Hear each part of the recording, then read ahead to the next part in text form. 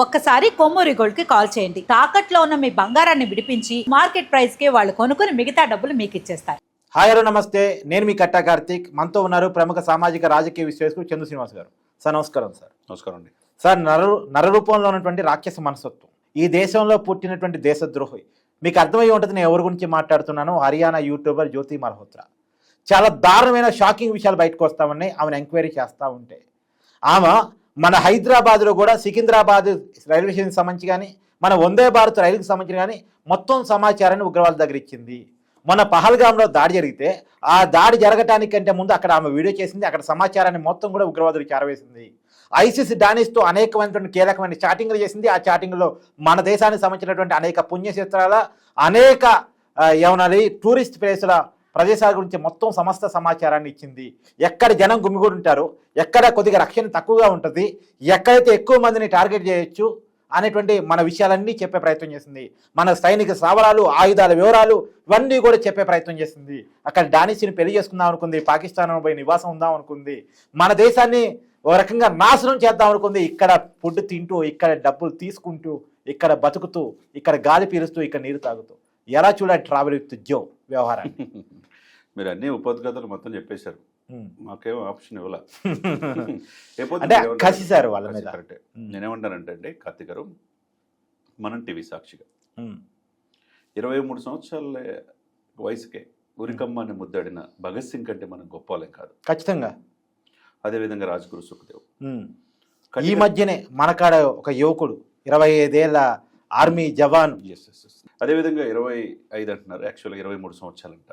అగ్నివీర్ ద్వారా ఓకే సైన్యంలో చేరి తన కుటుంబాన్ని పోషించడానికి కోసం 23 ఇయర్స్కే అస్సాంలో ఉన్న వ్యక్తిని ఏమంటే నాసిక్ నుంచి కాశ్మీర్ పిలిపించారు. తను చనిపోతాడని తెలుసు కూడా. తన ఫ్రెండ్స్తో ఫోన్ చేసి, యుద్ధ వాతావరణం ఉంది, నేను చనిపోయినా నాకు బాధ లేదు, నా బాడీ మీద 3 రంగుల జెండా కావాలి, కానీ అమ్మ నాన్న జాగ్రత్త చూసుకొని స్నేహితుడు చెప్పాడంటే అతనికంటే గొప్ప వాళ్ళం మనం. అవును. ఓ భగత్ సింగ్ గారిని చూసుకోండి, 23 సంవత్సరాలే. ఒక మురళీ నాయక్ని తీసుకోండి, 23 ఇయర్స్కే దేశం కోసం చనిపోయారు. ట్రూత్. వీళ్ళు నిజమైన దేశభక్తులు. మీరు అన్నట్టు జ్యోతి మల్హోత్రా అందం ఎరబోసి దాని మాటను డబ్బు సంపాదించాలి, లగ్జరియస్ జీవితం గడపాలి అనే ముసుగులో, అనే ఇదిలో విచక్షణ కోల్పోయింది. కుటుంబ వ్యవస్థని, దేశాన్ని మర్చిపోయింది. డానిష్ అనే ఐఎస్ఐ ఏజెంట్తో స్నేహం దేయి అతన్ని పెళ్లి చేసుకోవాలని చెప్పేసి 5 సార్లు పాకిస్తాన్ వెళ్ళింది ఒక యూట్యూబర్, మీరు చెప్పిన జ్యోతి మల్హోత్రా. ఒక జ్యోతి మల్హోత్రాలో కాదు, చాలామంది ఉన్నారు ఈ దేశంలో అట్లాంటి వాళ్ళు, పాకిస్తాన్కి ఒప్పందించే ఏజెంట్స్. అంటే గూఢచారులు అనాలా, వాళ్ళు ఏమనాలి, దేశ ద్రోహులు. ప్రేమ పేరుతో దేశానికి ద్రోహం చేసే వాళ్ళు మనుషులు కాదు. మీరు అన్నట్టు వాళ్ళు మానవ మృగాలు, ట్రాప్. కాబట్టి మీరు చెప్పిన మల్హోత్రా ఒక లేడీ, ఒక యూట్యూబ్ పెట్టుకొని 3.5 లక్షల మందిని సబ్స్క్రైబర్స్ పెంచుకుంటా ఈ దేశానికి ద్రోహం చేద్దాం అనుకుందంటే, పాకిస్తాన్కి ఈ పెహల్గామ్ అనేది ఇన్సిడెంట్ ఎలా జరిగింది అనుకుంటున్నారు? అవును, 3 నెలల ముందే సమాచారం ఇచ్చింది. 3 లేయర్స్ సెక్యూరిటీ ఉండే పహల్గామ్లో 3 సెక్యూరిటీ పోస్టులు కూడా దాటి అక్కడ దాడి చేశారంటే, ఎక్కడ సెక్యూరిటీ తక్కువ ఉంటుంది, ఎక్కడ ఎక్కువగా యాత్రికులు వస్తారు, ఎక్కడ చంపడానికి వీలవుద్ది అనేది సమాచారం కూడా ఆమె ఇచ్చిందనేది వినపడుతున్న మాట. ఇంత ద్రోహం ఎక్కడైనా ఉందా? ఇదంతా ఒక ఎత్తు అయితే, సికింద్రాబాద్ రైల్వే స్టేషన్లో మీరు నేను చిన్నతనం నుంచి ఆ రైల్వే స్టేషన్కి వెళ్తాం. అవును. విపరీతమైన క్రౌడ్, వేలాది మంది ఉంటారు. అవును. అటువంటి రైల్వే స్టేషన్లో కూడా దేశభక్తి నిధితో వందే భారత్ని ప్రశంసిస్తా జనం రాకపోకలంతా కూడా సమాచారం ఇచ్చింది. దాంతోపాటు మోదీ గారి సెక్యూరిటీ గురించి కూడా ఆమె చేసింది. అవును. దేశ ప్రధాని సెక్యూరిటీ కదలికలు కూడా ఆమె పాకిస్తాన్కి పంపిందంటే, వీటితో పాటు defence and research development organisation అండి. ఇప్పుడు ఆకాశ్ క్షిపణి, బ్రహ్మోస్లు, రూపశిల్పం అంతా కూడా అబ్దుల్ కలాం ఆధ్వర్యంలో ఇక్కడ హైదరాబాద్లో డిఆర్డిఓలో జరిగింది. సతీష్ రెడ్డి దాని వెనక చాలా కీలకమైన వ్యక్తి, డిఆర్డిఓ చైర్మన్. అక్కడ డిఆర్డిఓలు మాటను అక్కడికి కూడా వెళ్ళి దేశం పాటలు పాడతా ఆ సమాచారాన్ని కూడా పాకిస్తాన్కి అందజేసింది. ఇటువంటి వాళ్ళ తండ్రి ఏమంటాడంటే, ఢిల్లీ అని చెప్పి నా బిడ్డ పాకిస్తాన్కి వెళ్ళేది అని చెప్పంటున్నాడు. పాకిస్తాన్ 5 సార్లు వెళ్ళింది. పాకిస్తాన్ సంస్కృతి కూడా దాన్ని చెప్తూ ఉంటుంది.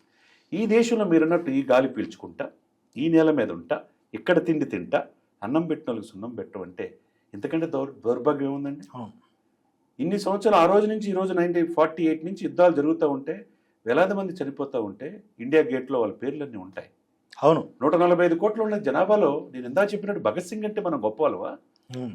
కటిక దారిద్ర్యాన్ని పెదరికాన్ని అనుభవించిన అబ్దుల్ కలాం గారు కన్యాకుమారి రైల్వే స్టేషన్లో పేపర్లు అమ్మాడు సార్. అవును. ఈ దేశానికి రాష్ట్రపతి. అవును. అదే ముస్లింని రాష్ట్రపతిగా చేసుకున్నాం మనం. అవును. ఆయన జీవించే కాలం ఉంటూ మనం జీవించడం గొప్ప అనుకున్నాం. అవును. 1998 మే 11 అనుపరీక్షలు చేసింది కూడా అబ్దుల్ కలాం గారి నేతృత్వంలోనే. అవును. ఇటువంటి దేశంలో ఉండి ఇటువంటి దేశద్రోహులు ఏం చేయాలా? కుక్కట వేలతో పెకిలించాలి. అవును. ఇటువంటి వాళ్ళు 16 మంది దొరికారు. విజయనగరం నుంచి కట్ చేస్తే సంగారెడ్డి వరకు, ఎక్కడ ఏ ప్లేస్లో పాకిస్తాన్ నుంచి, ఇక్కడి నుంచి అస్సాం నుంచి, మూలాలన్నీ అస్సాంలోకి వెళ్ళి అవును. అక్కడ నెట్వర్క్ ఇవన్నీ సిమ్ కార్డులు తీసుకొని అవును. అక్కడ పాకిస్తాన్కి గూఢచారి వర్గాలకు వాళ్ళకి ఇచ్చేస్తా ఉంటే ఎంతవరకు వదిలిపెట్టాలి సార్? వీళ్ళని ప్రోత్సహించే వాళ్ళు అనేక మంది, ఇక్కడ ఉండి పాకిస్తాన్ ప్రశంసించే వాళ్ళు కొంతమంది. ఈ దేశంలో ఉండడానికి అవకాశమే లేదు. ఇక్కడ సంక్షేమ పథకాలు పొందుతూ, ఇక్కడ నీరు తాగుతూ, తింటూ, అన్ని అవకాశాలను పొందుతూ పాకిస్తాన్ సపోర్ట్ చేస్తాం. ఇకపోతే ఆమెది లేటెస్ట్ న్యూస్ ఏంటంటే, నిన్నటిదాకా ఎన్ఐఏ, నేషనల్ ఇన్వెస్టిగేషన్ ఏజెన్సీ ఆమె సమాచారం సేకరించింది. దాంట్లో 40 to 50% మాత్రమే చెప్పింది. ఇంకా రిమైనింగ్ 50% తెలియదు అంటుంది. ఆ తెలియదు అంటే కక్కించడానికి సరైన బృందం ఫెడరల్ బ్యూరో ఆఫ్ ఇన్వెస్టిగేషన్ అమెరికాలో ఉంది కదా, అదే తరహాలో federal anti terror investigation agency, federal anti terrorist investigation agency అనేది భారతదేశంలో కూడా చాలా ఉన్నాయి. రీసెర్చ్ అండ్ అనాలిసిస్ వింగ్ లాగా ఇది ఎంటర్ అయింది. వీళ్ళు ఎటువంటి వాళ్ళనైనా కక్కిస్తారు, అన్ని ట్రీట్మెంట్స్ ఇస్తారు. సమాచారం ఏం చేసింది ఈమె, పాకిస్తాన్కి ఎన్నిసార్లు వెళ్ళింది, దుబాయ్లో ఈమె అకౌంట్లు ఏంటి, 4 అకౌంట్లు ఉన్నాయి ఈమెకి దుబాయ్లో. బ్యాంక్స్. ఈ దేశాన్ని మోసం చేయడానికి ఎన్ని కుట్రలు పడుతున్నారు చూడండి. ఇది ఎవరు తప్పు అంటారు కార్తీక్ గారు? ఆమె కుటుంబంలో ఈమె చేస్తున్న ప్రతి కథలకి దేశ ద్రోహం చేస్తున్నట్టు చెప్పాల్సిన బాధ్యత కుటుంబానికి లేదా? అవును. లేకపోతే ఆమె ఫ్రెండ్స్కి లేదా? ఈమె అనేక మంది యూట్యూబర్లతో సన్ని సంబంధాలు ఉన్నాయి, వాళ్ళైనా చెప్పాలి కదా. అవును. దేశద్రోహం, వాళ్ళు కూడా దేశద్రోహం కదా పాల్పడినట్టే. అవును. కాబట్టి ఇక్కడ ఏంటంటే, మనం స్వేచ్ఛావాయువులు పీల్చుకుంటామంటే కార్తీక్ గారు, మీరైనా మనమైనా -°C దేశం కోసం చనిపోతున్నారు సార్. అవును. వాళ్ళకంటే మనం గొప్ప వాళ్ళమా? హ్యాపీగా మనం వాళ్ళు అలా ప్రాణాలు తెగించి పోరాడబట్టే ఇలా మనం సేఫ్గా ఏసీలో ఇక్కడ కూర్చొని వీడియోలు చేసుకోగలుగుతాం. అంతే కదా సార్. ఇప్పుడు ఈ దేశంలో ఉన్న ఇది ఎక్కడ ఉండదు సార్. అవును. మీకు కూడా తెలియదు కాదు, మీరు కూడా ఉన్నారు, దశాబ్దాలు మీడియాలో ఉన్నారు. నేను ఒక లామెన్గా చెప్తున్నా, మాస్టర్ ఆఫ్ చదువుకునే ఒక పేద కుటుంబంలో ఒక వ్యవసాయ రైతు కూలీ కడుపున పుట్టిన ఒక బిడ్డగా చెప్తున్నా. మనమంతా హ్యాపీగా ఉన్నామంటే వాళ్ళు సార్, దేశంలో ఆర్మీ, నేవీ, ఎయిర్ ఫోర్సు, వాళ్ళ మాటను మనం ఉండి ఇప్పుడు హ్యాపీగా సినిమాలు చూసుకుని ఇక్కడ IPL అలవాటు పడి దువ్వాడ శ్రీనివాసులు, వాణిలా, లేకపోతే రాజు తరుణులు, లావణ్యలా, లేకపోతే అఘోరిలా, ఈ కాదు కదా సార్. అవును. నేను మాట్లాడుతుంటే నా కళ్ళల్లో నీళ్ళు వస్తా. 23 సంవత్సరాల వయసుకే మురళి నాయక్ చనిపోవాలి దేశం కోసం. తన అమ్మ నాన్న మహారాష్ట్రలో బియ్యం అమ్ముకునేవాళ్ళు సార్, పాపం కట్టిక పేదరికం నుంచి. అటువంటి వాళ్ళు 16 మంది సైనికులు చనిపోయారు. ఇటువంటి వాళ్ళు ఈ దేశంలో మీరన్నట్టు ఈ గాలి పీల్చుకుంటా, ఈ నేల మీద తిండి తింటా ఈ దేశానికి ద్రోహం చేసే వాళ్ళని ఏం చేయాలా? ఇప్పుడు జ్యోతి మల్హోత్రా అని ఒక లామెన్గా చెప్పండి, ఎలాంటి పనిష్మెంట్స్ ఇవ్వాలని మీరు అనుకుంటున్నారు? దేశద్రోహం అండి, లైఫ్ లాంగ్ జీవిత ఖైదీగా ఆమె జీవితం ఏదో తెలిసేటట్టు చేయాలి. అదే అరబ్ కంట్రీస్లో అయితే కాలు చేతికి తీసి బహిరంగ ఉరేస్తారు. ఆ చట్టాలు మనకు లేవు, అందువల్లే వీళ్ళు విర్రవీగుతున్నారు. Article 14, article 17, article 21 right to freedom of expression everywhere in India. ప్రతి ఒక్కడికి భావ ప్రకటన స్వేచ్ఛ ఉంది. CPM నారాయణ కూడా మాట్లాడుతుంటాడు. లేకపోతే ప్రకాష్ జస్ట్ ఆస్కింగ్ అని చెప్పి అంటాడు. ఒక ప్రకాష్ రాజ్ అనే ఓ నటుడుగా చెప్పుకునేవాడు. మీరు నేను చూస్తే సినిమా టికెట్ తెగితే అతను నటుడయ్యాడు. అవును. అతను జాతీయ నటుడు అనుకుంటాడు. ఆయన ఏమంటాడు, పాకిస్తాన్ హీరోలు ఎందుకు బాయ్కాట్ చేస్తున్నారంటారు. ఇంకొక సాయి పల్లవి, ఇంకో సమంత సింధు జలాలు ఎందుకు ఆపేశారంటారు. ఏంటి సార్ ఇటువంటి వాళ్ళు ఎందుకు?